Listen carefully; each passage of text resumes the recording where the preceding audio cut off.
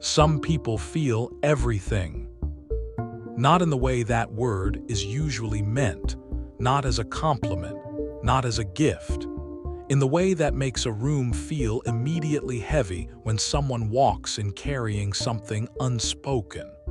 In the way that a shift in someone's tone can change the entire texture of a day.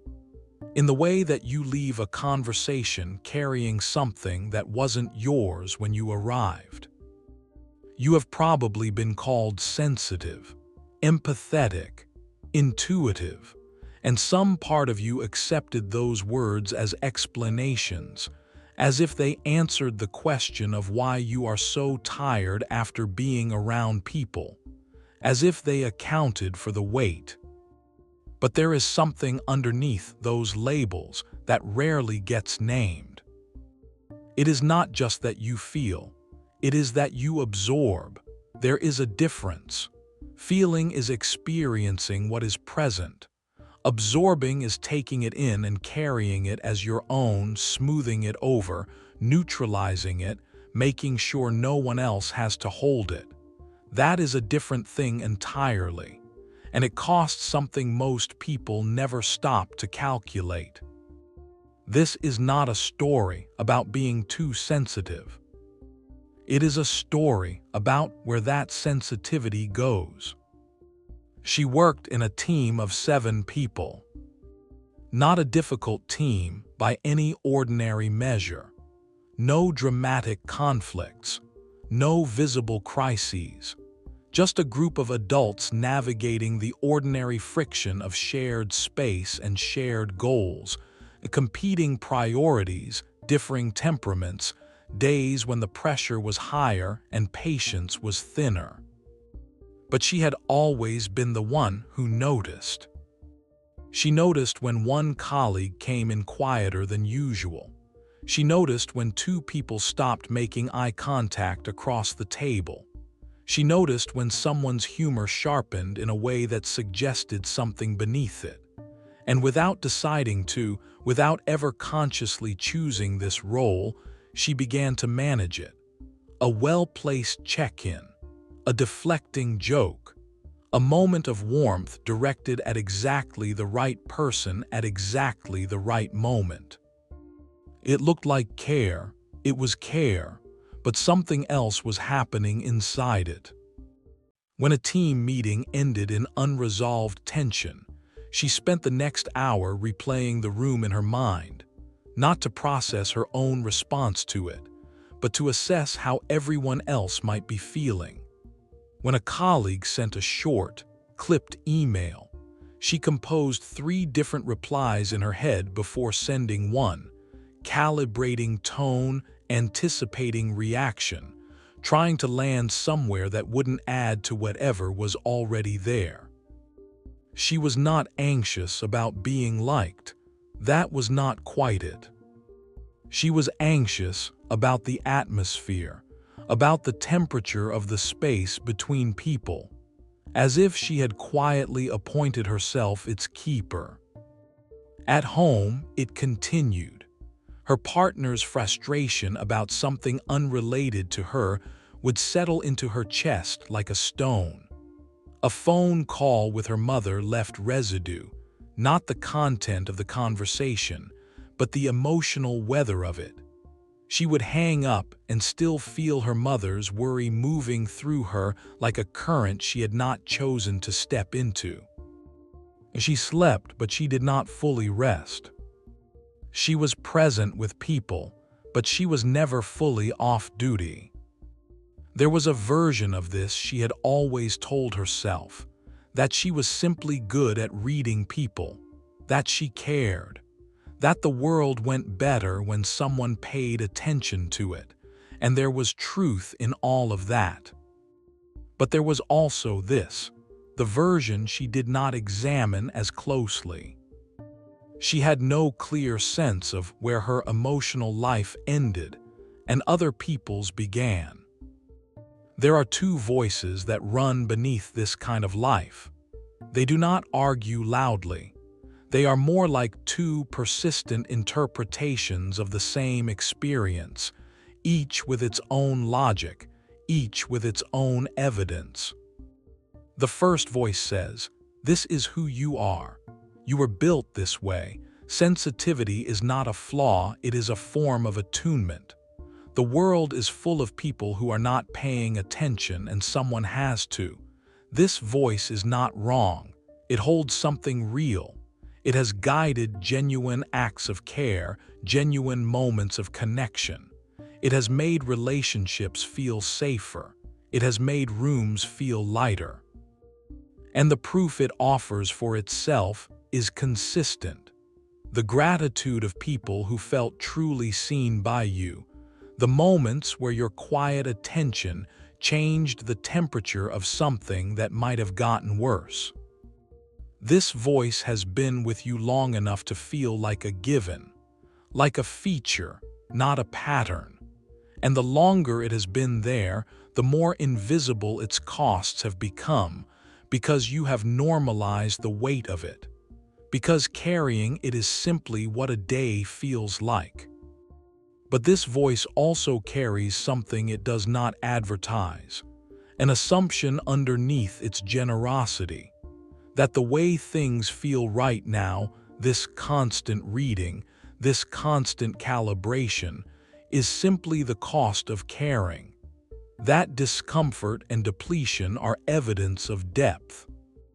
And somewhere in that assumption is a confusion worth slowing down for. The confusion between caring and carrying, between being present with someone's pain and becoming part of it. The second voice is quieter. It surfaces in certain moments, usually late, usually after something has asked too much, after a conversation that left you feeling hollowed, after a day that felt full but not nourishing. This voice says, "You don't actually know what you need, because you have spent so long tracking what everyone else needs that your own interior has gone somewhat silent. You tend to other people's discomfort because the alternative is sitting with your own. And you are not sure what that would look like." This voice is also not entirely wrong, but it is uncomfortable to let it speak at full volume, because if you follow it to its logical end, it asks whether the care you extend so readily is always as selfless as it appears, whether some part of it is also about the relief of having something to attend to, the safety of being needed, of having a role, of staying in motion. That is not a comfortable thought, and so this voice gets interrupted, redirected, or simply waited out. At first, it seems harmless. The caring, the attending, the absorbing, it looks like virtue. And that is precisely why it is so hard to examine, because you would have to question something that has, in many ways, served you well. There is a defense available for all of this, and it is a convincing one. It goes like this: sensitivity is a gift. Empathy is rare. A world with more of it would be a better one. And besides, the alternative is indifference. Becoming someone who doesn't notice, who moves through relationships without caring about the texture of them, who leaves emotional messes for others to clean up. That person is the problem, not the solution. This argument is structurally correct, and it functions in part to prevent a harder question from being asked. Because the question is not whether caring is good. The question is what is actually happening when you absorb someone else's emotional state without their asking, when you rearrange your inner landscape to accommodate their weather, when you take on the labor of their feelings so they do not have to sit with them as long. Part of you already knows this is different from empathy. Empathy is the capacity to understand what someone else is experiencing. It involves a kind of internal resonance, feeling something in response to what they feel, but it does not require fusion. It does not require that your own emotional ground shift every time theirs does. A doctor can feel the weight of a patient's diagnosis without losing their ability to think clearly. A friend can hold space for grief without becoming incapacitated by it. The presence is real. The resonance is real. But the boundary remains. What happens in absorption is something else. It is a collapse of the space between you and another person. The discomfort they are carrying becomes indistinguishable from discomfort you are carrying. And without that distinction, something important disappears: your ability to respond to them from a stable interior, rather than from within the same turbulence. The irony is that this makes you less helpful, not more. When there is no boundary between their pain and yours, you are no longer someone they can lean against. You are someone who leans with them, who tilts in the same direction, and that is a different thing entirely. You become a participant in the distress rather than a presence alongside it. And yet the defense persists, because the alternative, drawing back, maintaining some interior distance, can feel like abandonment, like closing a door on someone who is already struggling. The fear underneath the absorption is not just about caring. It is about what you believe will happen if you stop managing the atmosphere. But this is where most people do not notice the shift, because the absorbing feels like presence. It feels like care. It is only much later, in the exhaustion, in the low-grade emptiness after too many conversations where you gave something you cannot name, that the cost becomes visible. The defense holds for a long time because it is not built on nothing. It is built on real care, real attunement, real value. And that is what makes it so difficult to see around. You cannot simply dismiss it. You have to understand what it is protecting and why before anything else can shift. Carl Jung spent his career mapping what he called the psyche, not just the conscious mind, but everything beneath it. The structures and patterns that shape how we experience ourselves and other people. And within that mapping, he paid particular attention to what happens when the self loses its edges. He wrote about the persona, the face we construct for the world, the role we learn to play in relation to others. For some people, that persona is confident and contained. For others, it is agreeable, attuned, accommodating. Neither is inherently false. The persona is always built from something real. But when we confuse the persona for the self, when we forget that we constructed it, something begins to narrow. The role begins to feel like an identity. And then it begins to feel like an obligation.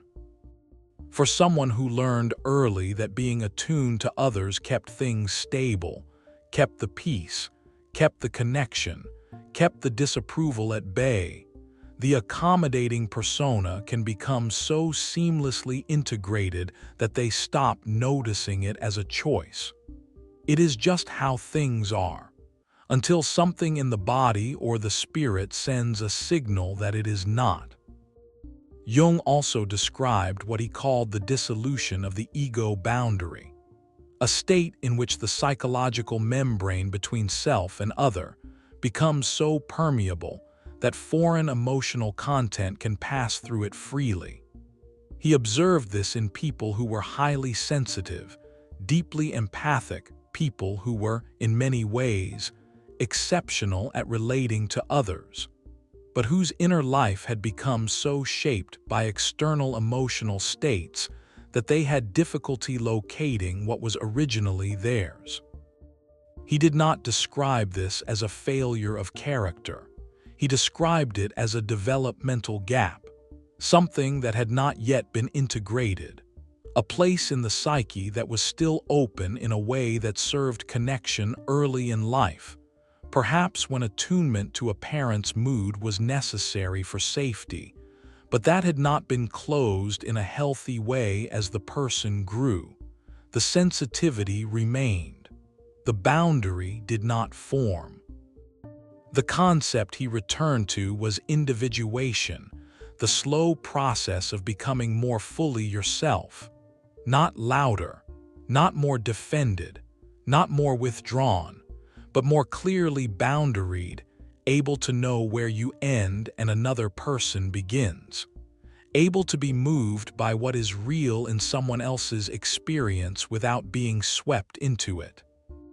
This is not emotional distance, it is emotional clarity.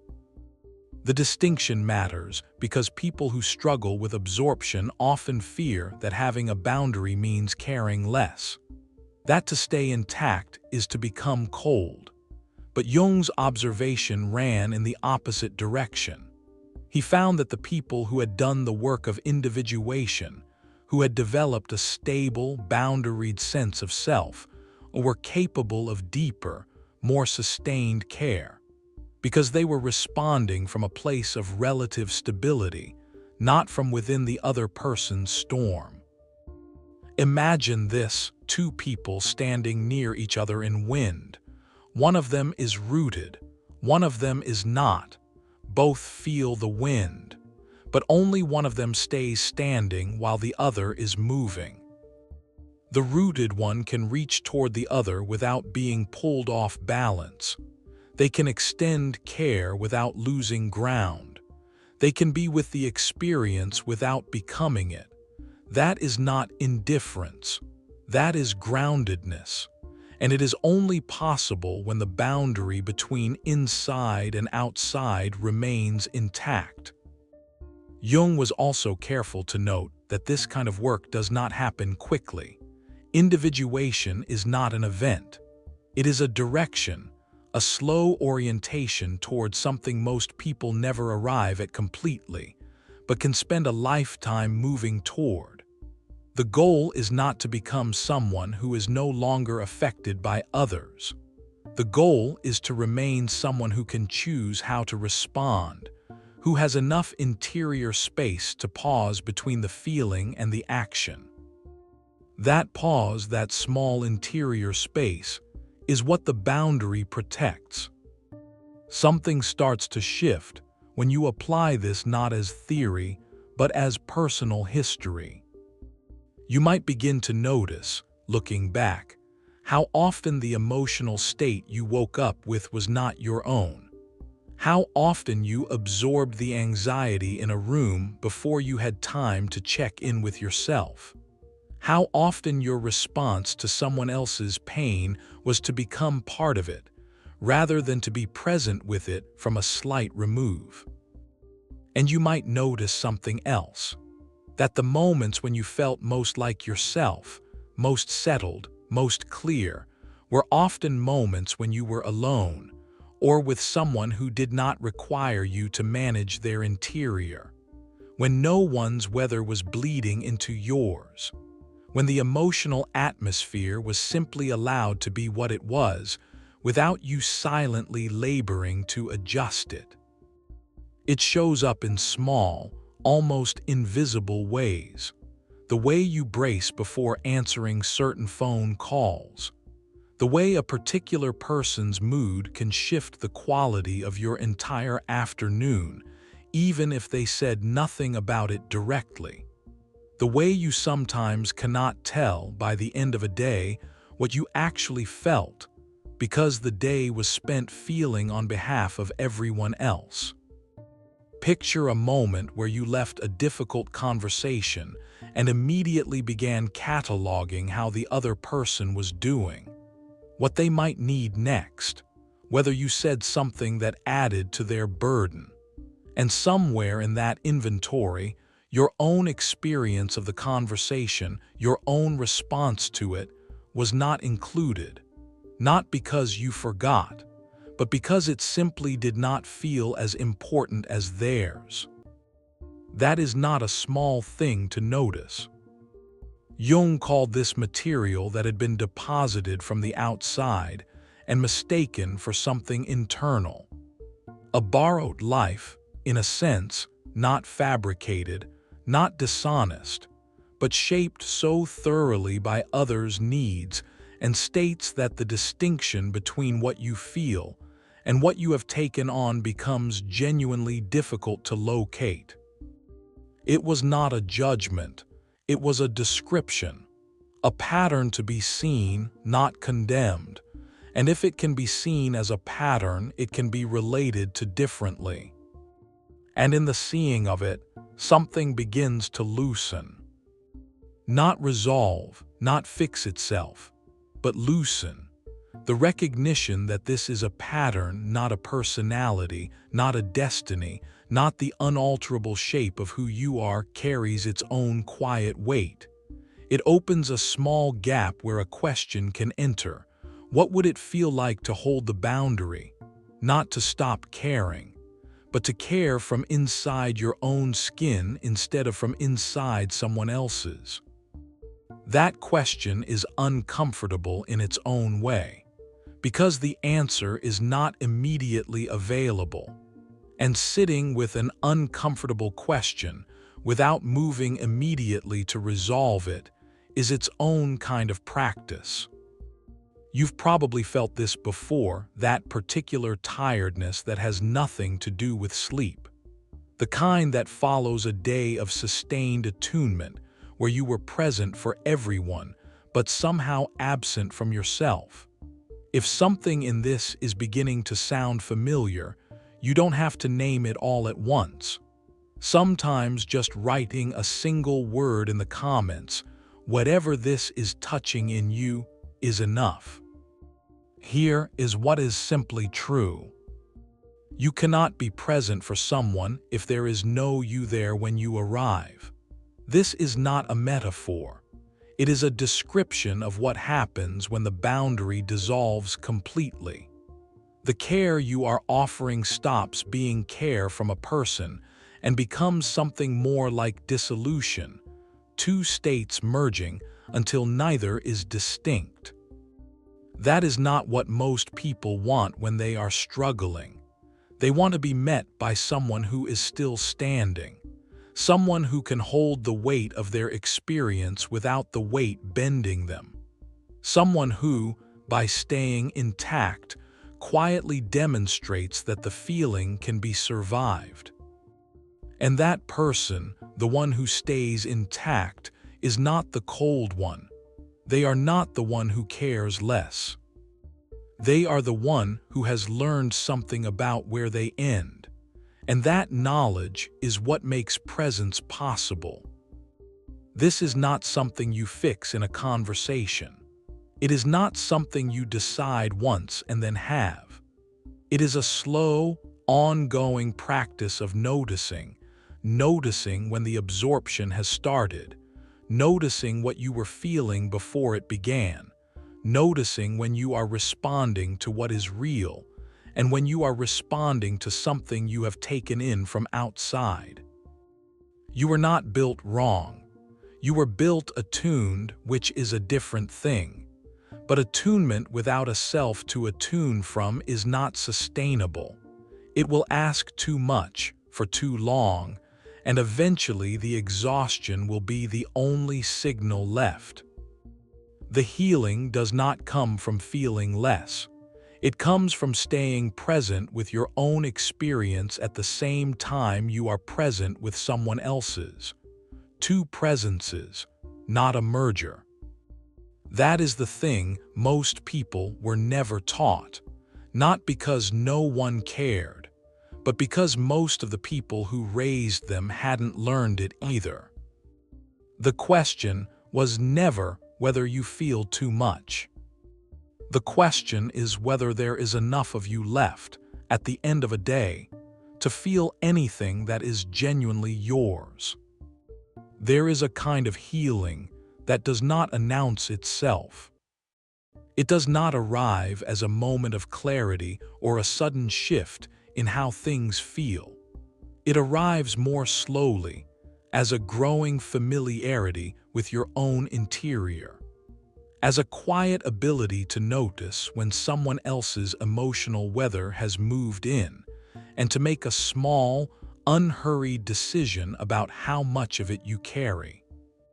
It arrives as the ability to stay, not to withdraw, not to stop caring, but to remain present as a distinct person, someone with their own experience, their own ground, their own life continuing on the other side of every conversation. Jung believed that the self was not found by looking outward. That individuation, the process of becoming more fully oneself, required a turning inward that most people spent their lives avoiding. Not because they lacked the courage, but because the pull outward was so constant and so convincing that there was rarely a quiet enough moment to notice the cost.